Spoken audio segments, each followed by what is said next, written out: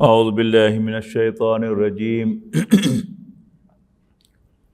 بسم اللہ الرحمن الرحیم یا ایہا النبی لم تحرم ما احل اللہ لک تبتغی مرضات ازواجک واللہ غفور رحیم قد فرض اللہ لکم تحلۃ ایمانکم واللہ مولاکم وَهُوَ الْعَلِيمُ الْحَكِيمُ وَإِذْ أَسَرَّ النَّبِيُّ إِلَى بَعْضِ أَزْوَاجِهِ حَدِيثًا فَلَمَّا نَبَّأَتْ بِهِ وَأَظْهَرَهُ اللَّهُ عَلَيْهِ عَرَّفَ بَعْضَهُ وَأَعْرَضَ عَنْ بَعْضٍ فَلَمَّا نَبَّأَهَا بِهِ قَالَتْ مَنْ أَنْبَأَكَ هَذَا قَالَ نَبَّأَنِيَ الْعَلِيمُ الْخَبِيرُ یا ایھا النبی لم تحرم ما احل اللہ لک تبتغی مرضات ازواجک واللہ غفور رحیم۔ اے نبی، کیوں حرام کرتے ہو اس کو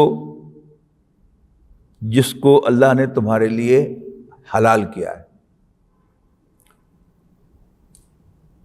تبتغی مرضات ازواجک، اپنی بیویوں کو راضی کرنے کے لیے، انہیں خوش کرنے کے لیے۔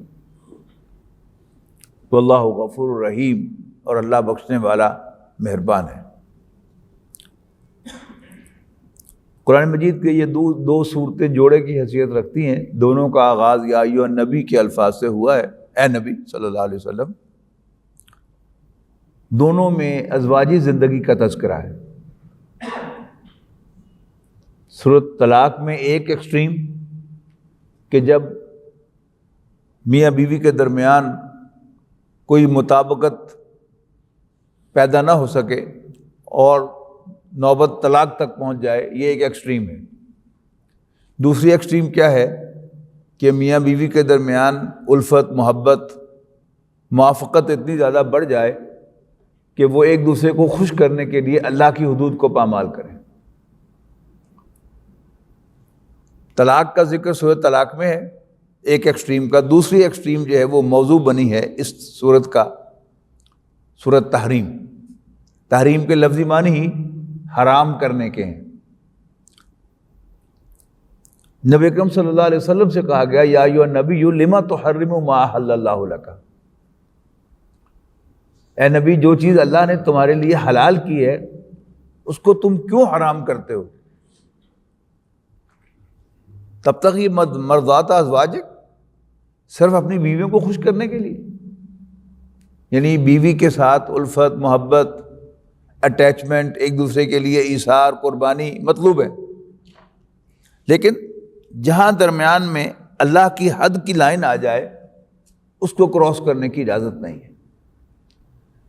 نہ تو بیویوں کو خوش کرنے کے لیے کسی حرام کام کو حلال کرنے کی اجازت ہے، کوئی ممنوع کام ہے وہ کرنے کی اجازت ہے، اور نہ ہی ان کو راضی کرنے کے لیے کوئی حلال چیز جو ہے اس کو اپنے اوپر حرام کرنے کی اجازت ہے۔ اب جو پاسبلٹی ہے کہ کسی کو کسی حرام چیز کو اپنے اوپر جائز قرار دے دیا جائے یا حلال کر لیا جائے، اس کا تو کسی نبی سے کوئی امکان نہیں۔ ہاں، نبی اکرم صلی اللہ علیہ وسلم، یعنی ایک جو مطلوب چیز ہے کہ میاں بیوی ایک دوسرے کے لیے ایثار کریں، قربانی کریں، ایک دوسرے کی پسند اور ناپسند کا خیال رکھیں، اسی میں تھوڑا سا حد سے بڑھ جانا جو ہے یہ کوئی بڑی ڈیل نہیں ہے، اور نبی اکرم صلی اللہ علیہ وسلم کو اس سے منع کیا جا رہا ہے، اس سے بھی منع کیا جا رہا ہے۔ اس کے بعد ایک جنرل پرنسپل تمام مسلمانوں کو خطاب کرتے ہوئے دیا گیا، قد فرض اللہ لکم تحلۃ ایمانکم، اللہ نے تم پر اپنی ان قسموں کو کھولنا فرض کر دیا ہے کہ جو تم کھا بیٹھو کوئی اچھا کام چھوڑنے کے لیے۔ اس کی مثال کیا تھی؟ سورہ نور میں وہ ہم پڑھ آئے ہیں کہ جب حضرت عائشہ رضی اللہ تعالی عنہا پر عبداللہ ابن ابی نے ایک تہمت لگائی اور بہت سے مسلمان بھی اس میں ملوث ہو گئے، سوائے حضرت عمر رضی اللہ تعالیٰ عنہ کے، کہ جنہوں نے کہا کہ نہیں ایسا نہیں ہو سکتا، کیٹیگوریکلی انہوں نے کہا۔ اور یہ احسان حضرت عائشہ رضی اللہ تعالیٰ عنہ نے عمر بھر مانا حضرت عمر کا۔ جب حضرت عمر رضی اللہ تعالیٰ عنہ پر قاتلانہ حملہ ہوا اور آپ کی بس روح پرواز کرنے والی تھی، تو آپ نے اپنے بیٹے عبداللہ ابن عمر کو حضرت عائشہ کے گھر بھیجا کہ ان سے اجازت لے کے آؤ کہ میں ان کے حجرے میں دفن ہو جاؤں،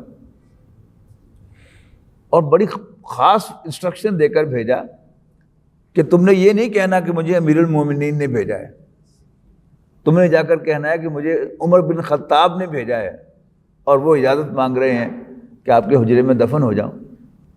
تو حضرت عائشہ رضی اللہ تعالی عنہ نے کہا کہ وہ جگہ تو میں نے اپنے لیے رکھی ہوئی تھی، لیکن چونکہ مجھ پر عمر کا ایک احسان ہے کہ جب بہت سے صحابہ اس رو کے اندر بہ گئے تھے تو عمر نے کہا تھا کہ ایسا ہو نہیں سکتا، اور قرآن مجید میں بھی یہی کہا گیا ہے کہ کیوں ایسا نہ ہوا کہ جب ایمان والوں نے یہ بات سنی تو وہ کہتے نہیں ایسا نہیں ہو سکتا۔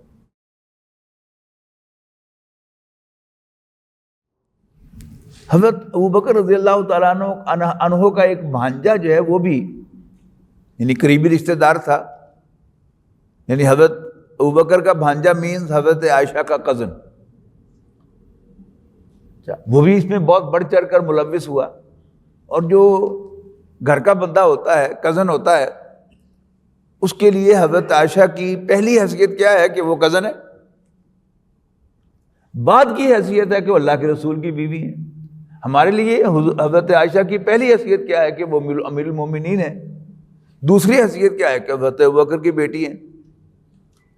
لہذا ان کا جو اس کا طرز عمل تھا، یعنی اگر وہ صرف اتنا ہی کہہ دے کہ ہاں وہ شروع تو بڑی تیز تھی، اب ایک کامنٹ ہے لیکن یہ کامنٹ جو وہ کدھر جائے گا، وہ مخالف سمت میں جائے گا کہ کیونکہ وہ شروع سے بڑی تیز تھی اور ایسی کوئی تیزی انہوں نے معاذ اللہ دکھا دی ہوگی۔ بہرحال وہ بھی اس سازش کا حصہ بن گیا۔ تو حضرت ابوبکر رضی اللہ تعالیٰ عنہ کے اس پر بہت احسانات تھے۔ حضرت ابوبکر جو ہے وہ مخیر آدمی تھے، اور غریبوں کی امداد کرنا اور مصیبت زدوں کو مصیبت سے نکالنا، غلاموں کو خرید پہ آزاد کرنا، یعنی حضرت بلال رضی اللہ تعالیٰ عنہ کو انہوں نے ہی امیہ بن خلف سے خرید کر اس کے منہ مانگے دام دے کر خرید کے آزاد کیا تھا۔ تو ظاہر ہے جو اپنے بھانجے بھتیجے اپنے خاندان کے بچے ہیں ان پر بھی ان کے بڑے احسانات تھے۔ جیسا کہ آپ کو پتہ ہے کہ بہت سے لوگ جو ہیں وہ نیک دل ہوتے ہیں، اللہ نے مال بھی دیا ہوا ہوتا ہے اور پھر وہ بڑھ چڑھ کر خرچ بھی کرتے ہیں۔ تو حضرت ابوبکر کو بڑا غصہ آیا، اور آنا بھی چاہیے تھا کہ جس کو ہم اپنی زبان میں کہیں گے بڑا نمک حرام ہے۔ تو حضرت ابوبکر نے قسم کھائی کہ آئندہ میں تیری مدد کر دوں نا، پھر یہ ہوں۔ ہم بھی کیسے ہی کہتے ہیں نا کہ ہم کہیں گے کہ میں رامدہ ہوں جائے میں مڑ کے تیری کو مدد کر جاؤں، تو انہوں نے قسم کھا لی کہ میں آئندہ تمہاری کو مدد نہیں کروں گا۔ تو باقاعدہ سورہ نور میں یہ حکم دیا گیا کہ جو صاحب خیر لوگ ہیں ان کو نہیں چاہیے کہ وہ ایسی قسمیں کھائیں کہ وہ آئندہ کوئی نیکی نہیں کریں گے۔ تو باقاعدہ روایات میں ہے کہ حضرت ابوبکر رضی اللہ تعالی عنہ نے اپنی قسم توڑی، اس کا کفارہ ادا کیا، اور پنجابی کہنے اسے منہ نال وہ پانجے دی پھر مدد کی تھی۔ یہ اصل میں ہے بندگی۔ ایک ہے میری انا، میری آکڑ، اور ایک طرف ہے اللہ کا حکم۔ تو اللہ کا جو بندہ ہے جس نے یہ کڑوا گھونٹ بھر لیا کہ میں غلام ہوں، میرا مالک اللہ ہے، مالک کا حکم ہے، سر تسلیم خم ہے جو مزاج یار میں آئے۔ اب اس کا ایک جنرل حکم یہاں پر دیا جا رہا ہے، وہاں تو ایک اسپیسیفک حکم تھا حضرت ابوبکر رضی اللہ تعالیٰ عنہ کے لیے، یہاں ایک جنرل حکم ہے، قد فرض اللہ لکم تحلۃ ایمانکم، اللہ نے تم پر ایسی قسموں کا کھولنا، حلال کرنا فرض کر دیا ہے کہ جو تم کھا بیٹھو کسی نیک کام کے رکنے کے لیے۔ واللہ مولاکم، اللہ تمہارا آقا ہے، سرپرست ہے، تمہارا کارساز ہے، وہو العلیم الحکیم، اور وہ سب کچھ جاننے والا، بڑی حکمت والا ہے۔ اس کے بعد وَإِذْ أَسَرَّ النَّبِيُّ إِلَىٰ بَعْضِ أَزْوَاجِهِ حَدِيثًا، اب ایک مخصوص واقعے کا یہاں پر ذکر ہو رہا ہے کہ یاد کرو جب پیغمبر نے صلی اللہ علیہ وسلم اپنی بیویوں میں سے کسی سے کوئی راز کی بات کہی، فلما نبات بھی، لیکن جب اس بیوی نے وہ راز افشا کر دیا، کسی دوسری بیوی کو بتا دیا، وَأَظْهَرَ اللَّهُ عَلَيْهِ، اور اللہ نے وہ بات اپنے پیغمبر پر کھول دی کہ آپ کی بیوی نے وہ راز افشا کر دیا ہے۔ اب نبی اکرم صلی اللہ علیہ وسلم بڑے کرٹیس انسان تھے بلا شبہ۔ اب حضور صلی اللہ علیہ وسلم کا یہ مینجمنٹ سٹائل نہیں تھا اپنے گھر کے اندر کہ کوئی غلطی ہوئی ہے کسی بیوی سے تو اس کو لائن حاضر کرے، حضرات یہ آپ کا سٹائل نہیں تھا۔ تو کیا کیا، عرفہ بعدہ، آپ نے تھوڑا سا جتلایا، وَأَعْرَضَ عَن بَعْضٍ، باقی بات گول کر دی۔ فَلَمَّا نَبَّأَهَا بِهِ، تو جب پیغمبر نے صلی اللہ علیہ وسلم اپنی بیوی کو وہ بات جتلائی، قالت مَن أَنبَأَكَ هَذَا، تو وہ کہنے لگی ایویں ہی تانوں کہنے کیا۔ واقعہ کیا تھا، اس کے پیچھے مختلف روایات ہیں، دو واقعات ہیں کہ جو ملتے ہیں۔ ایک واقعہ کہ جو صحاح ستہ، جو بڑی کتابیں ہیں حدیث کی، ان کے اندر منقول ہے، وہی میں آپ کے سامنے رکھوں گا۔ واقعہ یہ تھا کہ اس میں تو کوئی شک نہیں، اللہ تعالیٰ نے عورت کی ایک نیچر بنائی ہے کہ اس کو سوکن جو ہے وہ کبھی نہیں بھاتی، یہاں تک کہ مری ہوئی سوکن جو ہے وہ بھی نہیں بھاتی۔ قرآن مجید میں سورہ احزاب کے اندر کہا گیا ہے حضور صلی اللہ علیہ وسلم کی بیویوں سے خطاب کرتے ہوئے، لستن کاحد من النساء، تم عام عورتوں جیسی نہیں ہو۔ مطلب کیا ہوا کہ you are best of the women lot, you are best of the women lot, تم بہترین عورتیں ہو۔ لیکن بہترین عورتوں کا بھی حال کیا ہے؟ نبی اکرم صلی اللہ علیہ وسلم، جیسے میں نے عرض کیا نا کہ وہ بہت کٹیس انسان تھے، کسی کا احسان ماننے والے، احسان فراموش نہیں تھے۔ آپ عمر پر حضرت خدیجہ کو یاد کرتے رہے، لیکن جو اس وقت پریزنٹ بیویاں تھیں نبی اکرم صلی اللہ علیہ وسلم کی، حاضر بیویاں، ان میں سے نبی اکرم صلی اللہ علیہ وسلم کی فیوریٹ پسندیدہ بیوی حضرت عائشہ تھی رضی اللہ تعالیٰ عنہ۔ ایک تو یہ کہ یہ واحد کنواری تھی کہ جو حضور صلی اللہ علیہ وسلم کے نکاح میں آئیں، پھر یہ کہ حضرت ابوبکر کی بیٹی تھی، لہذا باقی عورتیں، باقی بیویاں تو حضرت عائشہ سے جیلس ہوتی تھیں، لیکن حضرت عائشہ کو حضرت خدیجہ کا ذکر بھی پسند نہیں تھا۔ یعنی جب بھی آپ نبی اکرم صلی اللہ علیہ وسلم یاد فرماتے حضرت خدیجہ کو تو حضرت عائشہ کو برا لگتا، اور وہ جس حوالے سے ذکر ہوتا تو اس حوالے سے اپنے آپ کو مزید امپروو کرتی۔ پھر ایک مرتبہ نبی اکرم صلی اللہ علیہ وسلم نے حضرت خدیجہ کو یاد کیا تو حضرت عائشہ نے کہا کہ اللہ کے رسول، مجھ میں کیا کمی ہے ابھی تک آپ کو وہ ٹھنگنی یاد آتی ہے؟ یعنی ان کو برے نام سے پکارا، ان کا قد چھوٹا تھا حضرت خدیجہ کا، کہ اللہ کے رسول مجھ میں کیا کمی ہے کبھی کب آپ کو وہ یاد آتی ہے؟ تو نبی اکرم صلی اللہ علیہ وسلم نے فرمایا تھا کہ عائشہ، مجھے خدیجہ کے بارے میں کچھ نہ کہا کرو، تمہیں پتہ ہے اس نے میرا ساتھ اس وقت دیا تھا جب میرا ساتھ دینے والا کوئی نہیں تھا۔ یہ ہے وہ احسان مندی، یعنی انسان کی جو بیسٹ کوالٹیز ہیں ان میں سے ایک کیا ہے؟ احسان ماننا۔ میں نے عرض کیا تھا نا کہ دروازے سے نکلتے ہوئے کوئی آدمی آپ کے لیے رک گیا، وہ بھی اس کا احسان ہے۔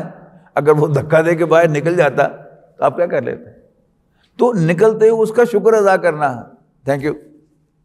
اس میں آپ کا بگڑے گا کچھ نہیں لیکن ملے گا بہت کچھ۔ تو نبی اکرم صلی اللہ علیہ وسلم تو بہترین انسان تھے، لہذا جو انسانیت کے بہترین اوصاف ہیں وہ نبی اکرم صلی اللہ علیہ وسلم میں سب سے زیادہ پائے جاتے تھے۔ اور بلا شبہ احسان ماننا، شکر ادا کرنا، this is one of the highest qualities of a man. تو نبی اکرم صلی اللہ علیہ وسلم احسان ماننے والے تھے کہ خدیجہ، عائشہ مجھے خدیجہ کے بارے میں کچھ نہ کہا کرو، اس نے میرا ساتھ اس وقت دیا تھا جب میرا ساتھ دینے والا کوئی نہ تھا۔ اب اس کو ذہن میں رکھیے گا، کیا حضور صلی اللہ علیہ وسلم کی جو سب ازواج تھیں، آپ رات تو باری باری بسر کرتے تھے ایک بیوی کے پاس، لیکن عصر کے بعد آپ ایک فلائنگ راؤنڈ تمام بیویوں کے ہاں لگایا کرتے تھے، گئے کچھ دیر بیٹھے، حال احوال پوچھا، گپ شپ لگائی، پھر اٹھ کے دوسری بیوی کی طرف، پھر وہاں سے اٹھ کے تیسری بیوی کی طرف، پھر تیسری، چوتھی، یوں کر کے وہ راؤنڈ جو ہے وہ مغرب تک مکمل کرتے تھے۔ حضور صلی اللہ علیہ وسلم کی ازواج میں سے ایک زوجہ محترمہ تھی زینب بنت جحش رضی اللہ تعالی عنہا۔ ان کے ہاں کہیں سے مغافیر کے پھول کا شہد آیا۔ شہد ہوتا ہے نا کہ کیکر کا شہد آپ کو بعض اوقات اسپیسیفائڈ ملتا ہے، یہ کیکر کا شہر ہے، یہ فلاں کا شہر ہے، یہ فلاں پھول کا شہر ہے، یہ فلاں درخت کا شہر ہے۔ تو اس میں مغافیر کی اسمیل بھی تھی۔ نبی اکرم صلی اللہ علیہ وسلم جب حضرت زینب بنت جحش کے ہاں تشریف لے گئے اور جتنا روٹین میں وہ بیٹھتے تھے وہ بیٹھ کر اٹھنے لگے، تو زینب بنت جحش نے کہا کہ اللہ کے رسول میں آپ کو شہد پیش کروں، شہد کا شربت۔ آپ کو شہد بہت پسند تھا، قرآن مجید میں اس کو شفا کہا گیا ہے، اللہ تعالیٰ کی بہت بڑی نعمت ہے۔ تو نبی اکرم صلی اللہ علیہ وسلم نے کہا کہ ضرور۔ اب آپ ذہن میں رکھیے گا کہ اللہ کے پیغمبر صلی اللہ علیہ وسلم یعنی عام شوہر بھی ہو تو اس کی اگر ایک سے زائد بیویاں ہوں تو ہر بیوی کوشش کرتی ہے کہ وہ میرے یہاں زیادہ وقت گزارے۔ تو اب انہوں نے کیا کیا کہ یعنی آہستہ آہستہ وہ ہلایا ہوگا، اور تاکہ نبی اکرم صلی اللہ علیہ وسلم جو ہے وہ زیادہ دیر میرے پاس تشریف فرما ہوں۔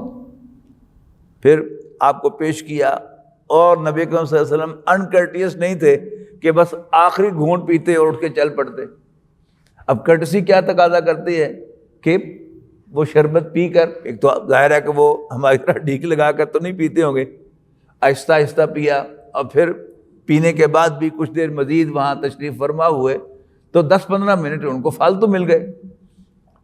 اچھا، اب اگرچہ اس وقت گھڑی نہیں تھی، لیکن عام لوگوں کی جو کیلکولیشن تھی وہ بڑی ایکوریٹ ہوتی تھی۔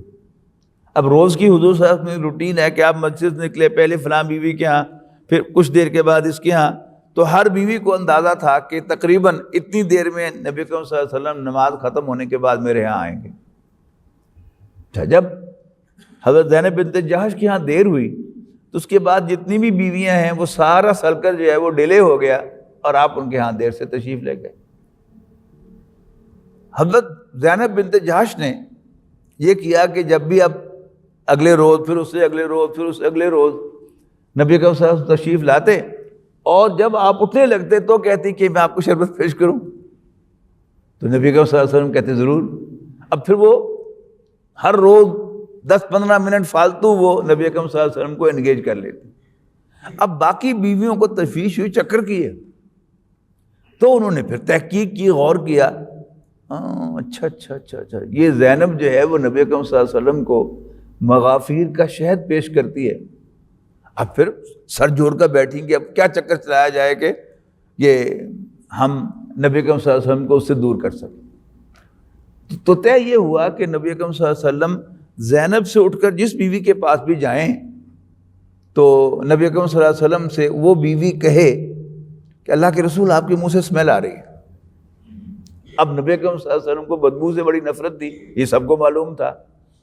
تو نبی اکرم صلی اللہ علیہ وسلم نے سوچ کر کہا اور تو میں نے کچھ نہیں کھایا، ہاں زینب کے ہاں وہ شہد جو ہے وہ میں نے اس کا شربت پیا تھا، اچھا اس سے اسمیل آتی ہے۔ تو ایک بیوی سے کہہ دیا کہ اچھا پھر تم یہ اپنے پاس رکھنا بات، اس کا اعلان نہ کرنا، کسی اور کو نہ بتانا کہ آئندہ میں شہد نہیں پیا کروں. اب اتنی بڑی فتح یہ عورت کے پیٹ میں رہ سکتی؟ تو انہوں نے دوسری بیوی کو، یعنی جو دو بیویاں تھیں، یہ حضرت حفصہ اور حضرت عائشہ تھی رضی اللہ تعالیٰ عنہ، یعنی ایک حضرت ابوبکر کی بیٹی اور ایک حضرت عمر کی بیٹی. اب ایک نے دوسری کو بتایا کہ یہ کام بن گیا ہے، لیکن دوسری کسی نے نہ. اللہ کے رسول کو وحی کے ذریعے سے جبرائیل نے آ کے بتایا کہ جی آپ کی بیوی نے وہ راز جو ہے وہ دوسری فلاں کو بتا دیا ہے. اب نبی اکرم صلی اللہ علیہ وسلم نے، وہ جو میں نے عرض کیا نا کہ آپ نے ان کو لائن حاضر کر کے، یہ آپ کا سٹائل نہیں تھا، مینجمنٹ سٹائلز ہوتے ہیں نا، تو آپ جو تھے بڑے شفیق، مہربان اور بیسٹ مینیجر تھے.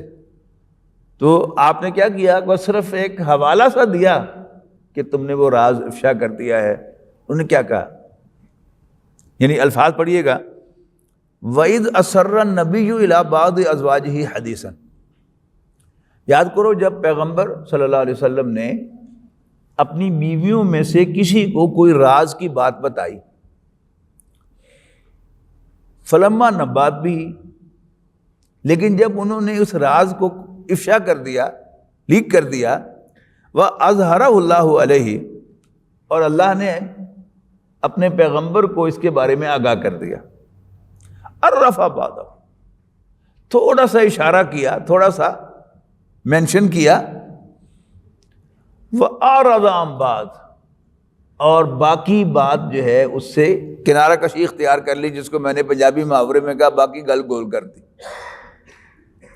اب جس نے کوئی غلط حرکت کی ہوتی ہے اس کو فوراً کھٹک جاتی ہے بات کو، یہ بات تو پتہ چل گئی.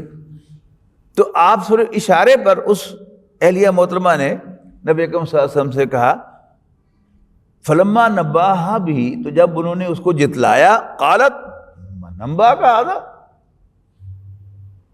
آپ کو کس نے بتایا؟ اب دیکھیے یہاں پر انہوں نے جھوٹ نہیں بولا کہ میں نے نہیں کہا، جس کو میں نے درمیان میں ایک ایویں کا لفظ لگا کر اس کو بالکل گھر کی ایک بات جو ہے وہ بنا کر آپ کے سامنے رکھا ہے، ایویں ہی تنگڑے کے.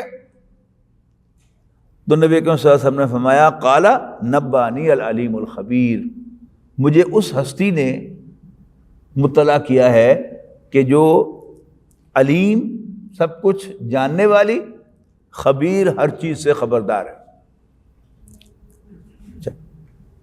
اب وہ دو بیویاں جو ہیں ان سے توقع تو یہ کی جاتی ہے، جیسے میں نے کہا نا کہ ایک مینجمنٹ سٹائل ہے کہ حاضر کیا جائے، اس سے ریٹن معافی منگوائی جائے. یہ نبی صلی اللہ علیہ وسلم کا سٹائل نہیں ہے. آپ نے اشارہ کیا، بات چھوڑ دی. اب اللہ تعالیٰ جو ہے وہ اپنے نبی کے پیچھے کھڑا ہے. نبی صلی اللہ علیہ وسلم خود معافی کا تقاضا نہیں کر رہے، خود کوئی سزا نہیں دے رہے.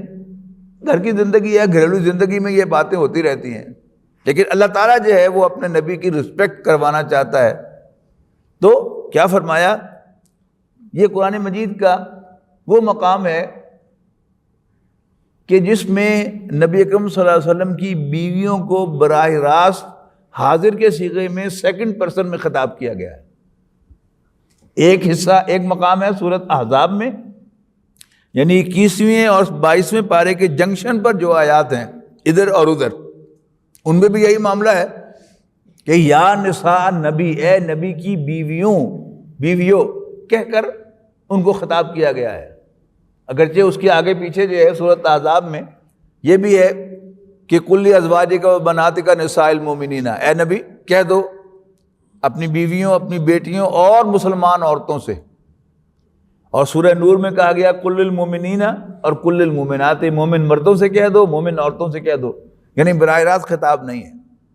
لیکن ان دو مقامات پر، سورۃ احزاب کی آیات میں اور یہاں یہ دو آیات جو ہیں، ان کی خاص بات یہ ہے کہ یہاں یعنی ایک آیت میں دو بیویوں کو اور پھر اگلی آیت میں تمام بیویوں کو خطاب کر کے ایک بات، یہ بہت بڑا اعزاز ہے کہ قرآن مجید میں یوں کہہ کر مخاطب کیا گیا، ورنہ باقی سب مقامات میں خواتین کو یا ایون مسلمان عورتوں کو یوں کہہ کر خطاب نہیں کیا گیا.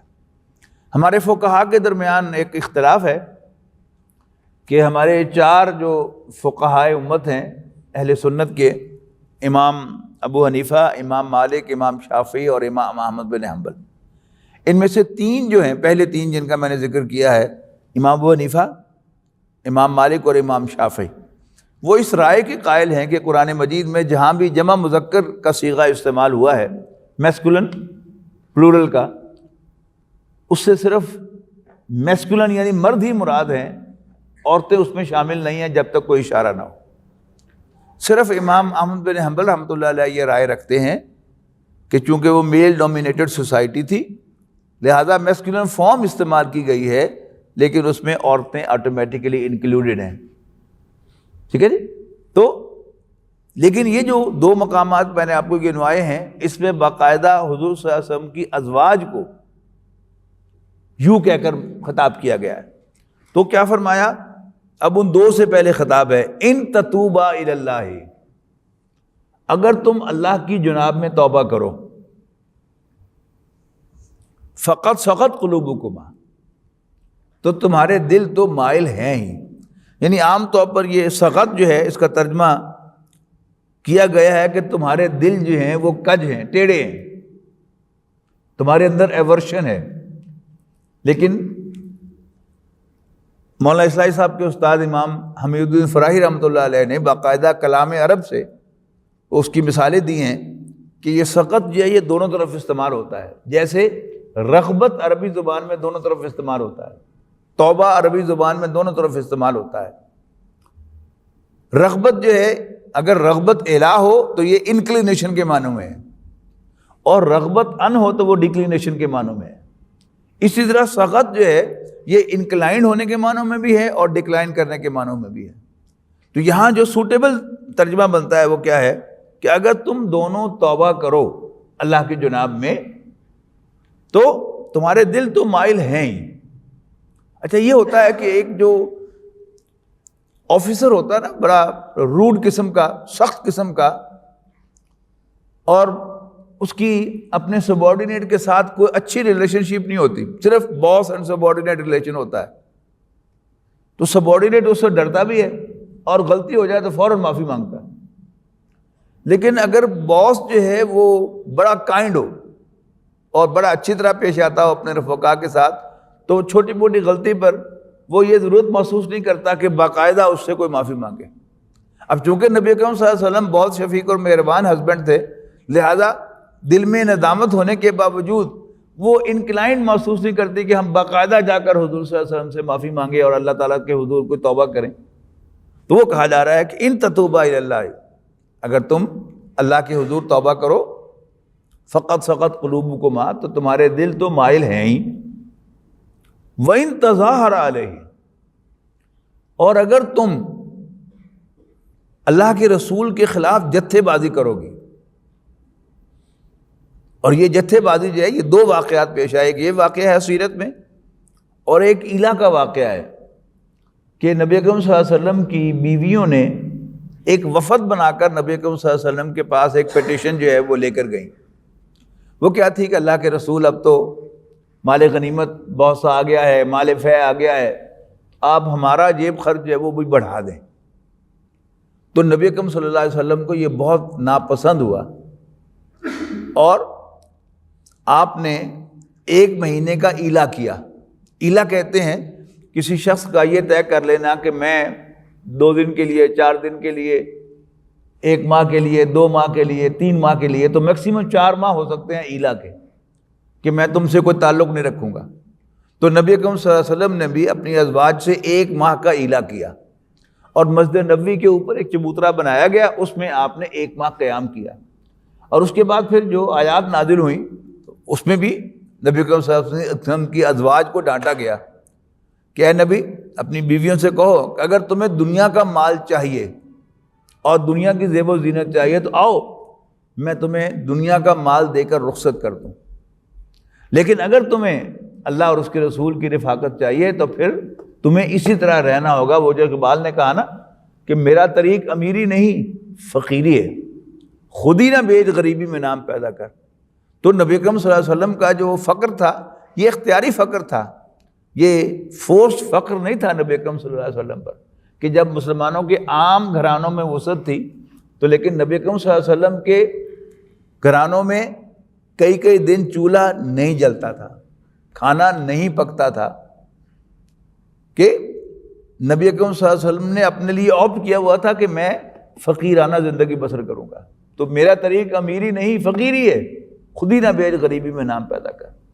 تو یہاں کیا ہوا کہ ان تتوبا الی اللہ فقط، یہاں کیا تھا ایلا کے واقعے میں بھی ان سے کہا گیا تھا کہ تم بعد آ جاؤ ورنہ اللہ کے رسول تمہیں رخصت کر دیتا ہے۔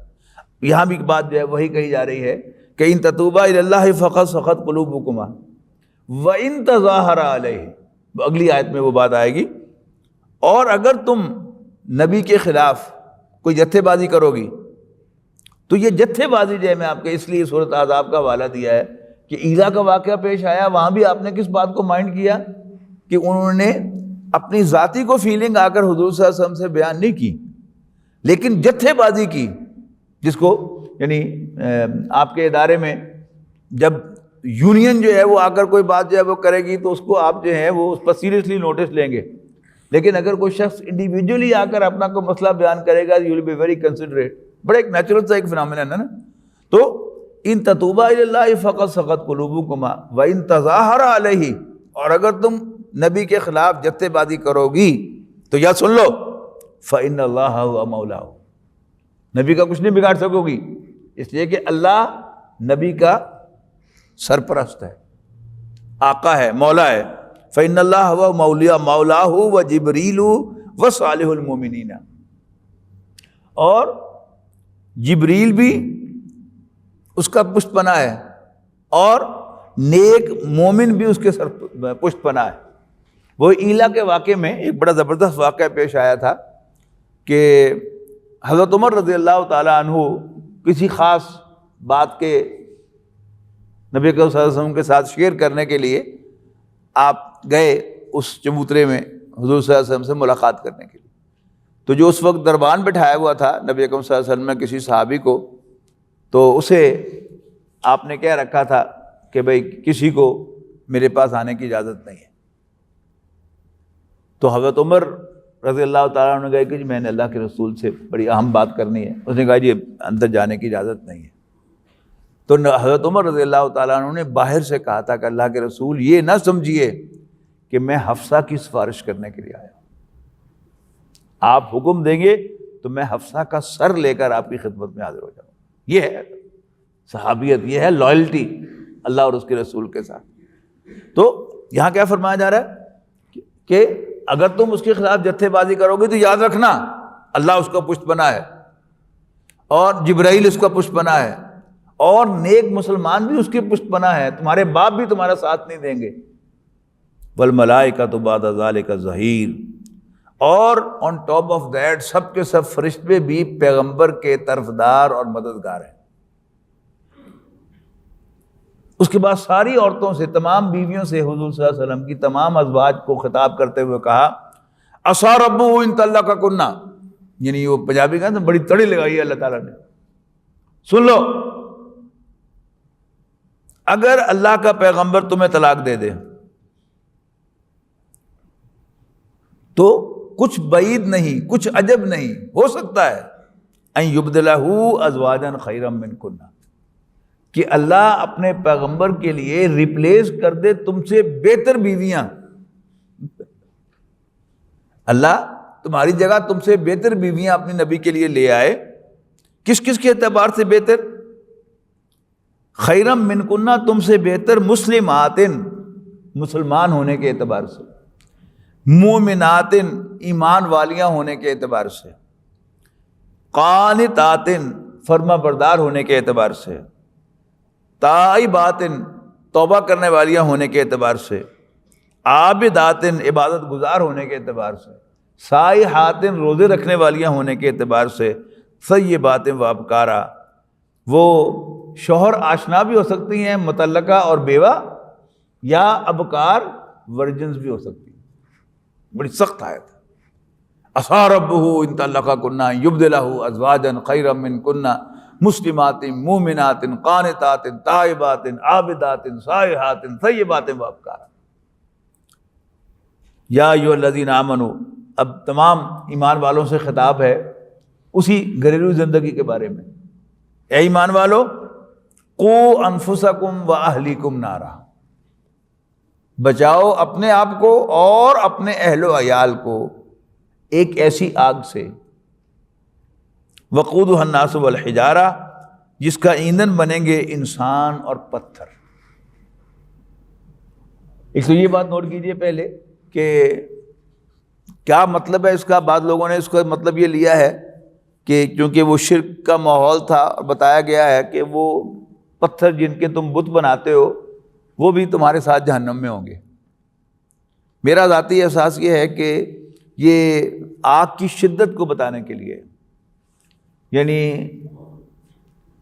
جیسے آپ محسوس کرتے ہیں نا کہ جب تک ہم سوئی گیس کو استعمال کرتے تھے تو اس کی تپش زیادہ تھی، اور جب سے یہ دوسری گیس جو امارات سے آئی ہے، ایل پی جی ہے کیا ہے، جو کچھ بھی ہے، اس کی شدت جو ہے وہ کم ہے۔ پھر کوئلے کا جی آگ ہے، اس کی شدت کم ہے، اور پتھری کوئلے یعنی لکڑی کے کوئلے کی شدت کم ہے اور پتھری کوئلے کی شدت زیادہ ہے۔ تو پتھروں کا یعنی یہ بتانا کہ اس کی شدت جو ہے وہ زیادہ ہوگی آگ کی، شاید وہ اس سے مراد ہے واللہ اعلم، لیکن یہ سارے علمی نکات ہوتے ہیں، اس سے کوئی فرق نہیں پڑتا، ایک بات ہو یا دوسری ہو۔ اصل بات کیا ہے، یعنی جہنم کا نام ہی، آگ کا نام ہی بہت برا ہے، یعنی خواہ وہ لکڑی کی آگ ہو، کوئلے کی آگ ہو، پتھری کوئلے کی آگ ہو، گیس کی آگ ہو، جو کچھ بھی ہو، وہ آگ آگی ہے۔ پھر قرآن مجید میں اس کو چیمبرز میں بند کرنے کا بھی تصور ہے، یعنی اوپن ایئر میں آگ جو ہے اس کی شدت پھیل جاتی ہے، چونکہ وہ آگ تو شدت کم ہو جاتی ہے، لیکن اسی کو اگر کسی فرنس کے اندر بند کیا جائے تو اس کی انٹینسٹی بہت زیادہ بڑھ جاتی ہے۔ تو اس بات کو ذہن میں رکھیے گا، یعنی اس کی انٹینسٹی کے زیادہ ہونے کا تذکرہ ہے۔ یا ایھا الذین آمنوا، اے ایمان والو، قوا انفسکم واہلیکم نارا، بچاؤ اپنے آپ کو اور اپنے اہل و عیال کو ایک آگ سے، ایک ایسی آگ سے۔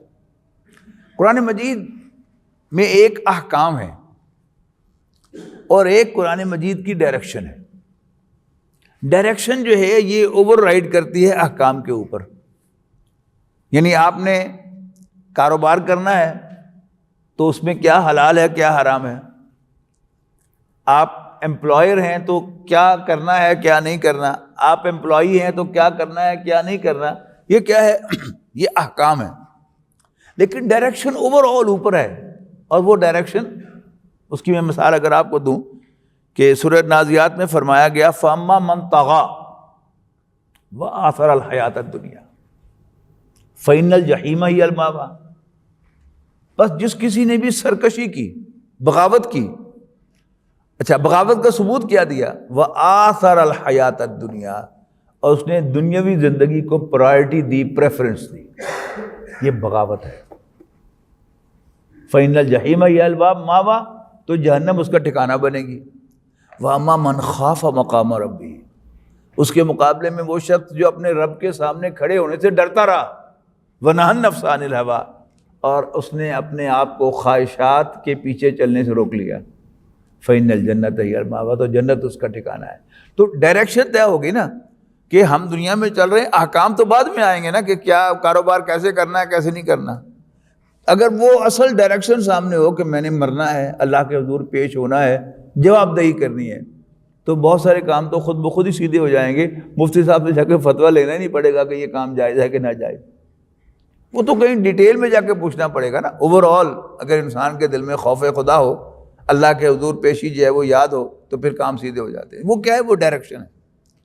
پھر ہر جمعے کے روز اکثر نبی اکرم صلی اللہ علیہ وسلم نماز کی پہلی رکعت میں اور عیدین کی نمازوں میں پہلی رکعت میں سورہ اعلیٰ تلاوت کیا کرتے تھے۔ اس میں بھی کیا ہے، بل تؤثرون الحیات الدنیا، لیکن تم دنیاوی زندگی کو پریفرنس دیتے ہو، والآخرۃ خیر وابقیٰ، حالانکہ آخرت بہتر بھی ہے اور لانگ لاسٹنگ بھی ہے، ہمیشہ رہنے والی بھی ہے۔ تو قوا انفسکم، یعنی بال بچے ہماری لائبلٹی ہیں، بالکل ٹھیک ہے، بیوی بچے، ان کو کھلانا پلانا پہلانا، یہ کیا ہے؟ ہماری لائبلٹی ہے. لیکن یہ لائبلٹی اس اوور آل جو فریم ہے اس کے اندر ہونی چاہیے. اور وہ فریم کیا ہے کہ ہم نے مرنا ہے، میں نے بھی مرنا ہے، میری بیوی نے بھی مرنا ہے، میرے بچوں نے بھی مرنا ہے. میں بچوں کے لیے ایک ایسا راستہ جو ہے وہ ان کو دکھاؤں، ان کو ایسے راستے پر چلاؤں کہ جس سے وہ جہنم کی آگ سے بچ سکیں اور میں بھی جہنم کی آگ سے بچ سکوں. تو قوا انفسکم واہلیکم نارا، بچاؤ اپنے آپ کو اور اپنے اہل و عیال کو ایک ایسی آگ سے وقودھا الناس والحجارہ جس کا ایندھن بنیں گے انسان اور پتھر. اس کے بعد بڑی زبردست بات کہی گئی ہے، علیہا ملائکۃ غلاظ شداد لا یعصون اللہ ما امرہ. اب ہماری خاندان کا کوئی فرد جائز یا ناجائز جیل میں چلا جائے، ہم کیا کریں گے؟ ہم جیل کے جو حکام ہیں ان سے رابطہ کریں گے بائی ہک اور کروک، یا کوئی سفارش یا کوئی تعلقات استعمال کریں گے یا رشوت دیں گے کہ ہمارے بچے پر اس پہ جو قید تو چلو ہو ہی گئی ہے لیکن قید بامشقت نہ کیے جائے، ذرا تھوڑا سا اس کے ساتھ ہلکا ہاتھ رکھا جائے. ہوں گے نا؟